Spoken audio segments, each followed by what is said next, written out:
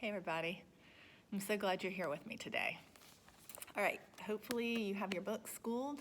Today we are going to be reading chapter 18, and it is from Hugh Winkleman's perspective.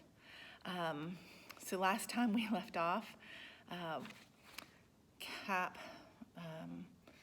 was planning for the dance. He had some checks from Mr. Kasigi that he could use to pay for things. He saw a bangle bracelet like Mr. Donnelly had shown Sophie, and he had bought a bracelet for her. Then we learned that Sophie received the bracelet. Miss Donnelly believes it's from her dad, and they were a little bit surprised that Dad had actually followed through and sent the bracelet back. Today we're going to be listening to Hugh Winkleman, chapter 18, and let's see what happens with him. Page 114. Grab your book. Open it up. Follow along, you guys. Here we go. Chapter 18, Hugh Winkleman. I was the first dropout from Cap's morning Tai Chi group, literally. Not that I'd ever been the star of the class. 2 left feet weren't exactly an asset in martial arts. But I was Cap's friend, as much as it was possible to get close to someone like him. I wore my tie-dyes proudly, secure in the knowledge that I had more right than anybody. After all, who hung out with Cap before he ever drove a bus or masterminded a dance? So there I was, waving my arms and hopping around like a turkey amped up on Mountain Dew, when the planted foot was kicked out from under me. It was so sudden, so devastating, that to this day, I have no idea who did it to me. Daryl Pennyfield was my prime suspect because he was close by, but I didn't catch him in the act. 1 minute I was upright, the next I was on the grass, rolling. To the other kids in the group, it must have looked like I just vanished into thin air. Were my deepest, darkest fears coming true? This was a great school year because Cap was taking the heat off me, but he wasn't a target anymore. Target? Heck, he was practically a celebrity. It was the bus driving thing that started it. When your whole world is a cheesy, prepackaged rehearsal of being alive like middle school, a kid your own age who can pilot a 20-ton bus is pretty impressive. Plus the fact that he saved somebody's life, obviously. Now people were treating the 8th grade president like an 8th grade president. Someone who was admired and popular, a student leader who took an active role in the school. And that was great for Cap. But what did it mean for me? Was I back in the crosshairs because he was out of them? Only time would tell. Of all the newly minted Cap fans, the biggest surprise had to be Naomi Erlanger. She was with that whole Zach Powers crew, and not as a hanger-on either. She was part of the inner circle, Lena's best friend. That was royalty around here. Needless to say, I didn't know her well. Steering clear of that crowd was a good way to avoid being dangled by my ankles over a toilet bowl. But I'd heard that she had a big crush on Zach. And let's face it, if the rumor had made it down to my lowly rung on the ladder, you had to figure it was all over the school. So what was her sudden fascination with Cap? She was star pupil of his Tai Chi group. She was constantly turning up at his locker to show him a new peace sign bracelet she'd bought, or a magazine article on Vietnam, or the Beatles, or anything else about the 60s. Come to think of it, hers had been the first face at the door after the PA announcement on tie-dyeing day. The 8th grade wing was on the opposite end of the building from the art room. She must have sprinted the entire distance. Of course, she was still one of the beautiful people. So when I spotted her, flanked by Lena and Daryl, coming our way in the hall, I was on my guard. "Hi, Cap," Naomi greeted us. Another thing about Naomi, I was invisible to her. Either that, or I was like Cap's pet ferret, a subhuman companion undeserving of attention. "We're walking in the March of Caring this weekend, and we need sponsors." Daryl looked me up and down, a threatening expression on his face. "It's for a really good cause." I pulled a pair of crumpled dollar bills from my pocket.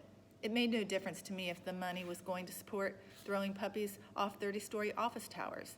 This wasn't a charitable donation. I was purchasing wedgie insurance, and Daryl was Allstate. Sorry, it can't be more. With a grunt of acknowledgement, Daryl snatched the money out of my hand and passed it on to Lena. Naomi's worshipful eyes never left the 8th grade president. What do you say, Cap? He took out the checkbook and began writing on it. I frowned. Isn't that the school's money? Mr. Kosigi said spend it responsibly. What could be more responsible than giving to charity? Paying for the dance? I replied. That's what it's supposed to be for. He was serene. I've been inside the bank, Hugh. They've got plenty of money for everything. He tore off the check and handed it to Naomi. She took one look at it and let out a shriek that raised the roof clean off the school. Lena gawked over her shoulder. $1,000? What? I wheeled on Cap. Are you nuts? You can't give away that much. Rain says there should be no limit on giving, he lectured serenely, only taking. She's not the one Mr. Kosigi's going to strangle. But my words were lost in the excited buzz as students flooded around to investigate the source of Naomi's scream. Lena took the check from her hand and held it up for the crowd. There were oohs and ahs. You're awesome, Cap, Naomi cried emotionally. Awesome! Daryl nodded fervently. You're the man! Suddenly, everybody was clapping and cheering. I was blown away. Not one of those idiots had the faintest idea that Cap's donation came straight out of the budget for the Halloween dance. I wanted to scream. Look at the check! The school's name is printed right on it! The money is yours, mine, all of ours! That's when I experienced a moment of stunning understanding. Popularity had nothing to do with the truth. If these kids took a minute to ask themselves where Cap got off writing $1,000 checks, they'd be rioting, not applauding. But what really mattered was image. The 8th grade president was a star now. Nobody questioned it when he did something wonderful, because that's exactly what was expected of him. All the adulation must have been overwhelming to someone like Cap, who was so accustomed to peace and quiet. He pushed his way through a barrage of high fives and ducked into the bathroom. I followed him, struggling with my own feelings about this.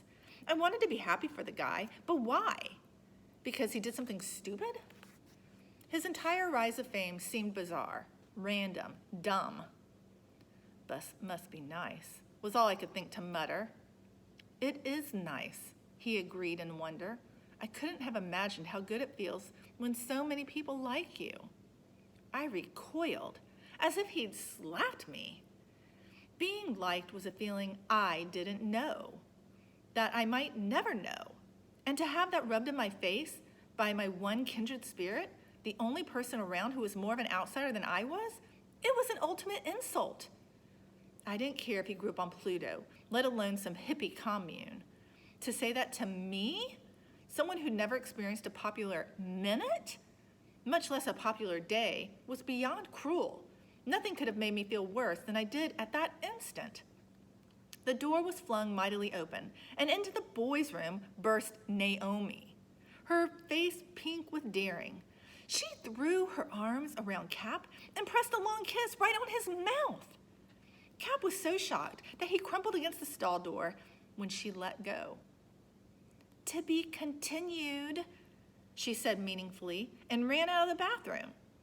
I glowered at him through the eyes that were barely slits. Hero status wasn't good enough for him anymore. He had to be a heartthrob, too.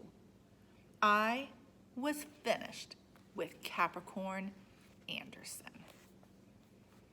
Dum, dum, dum. Oh, my goodness. $1,000 checks, Cap's giving away. Hugh's kind of upset because he's taking some heat again.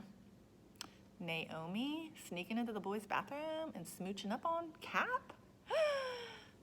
Gasp. Oh my goodness, what is happening here? All right, you guys, Stay tuned for next time. Take care. Talk to you soon.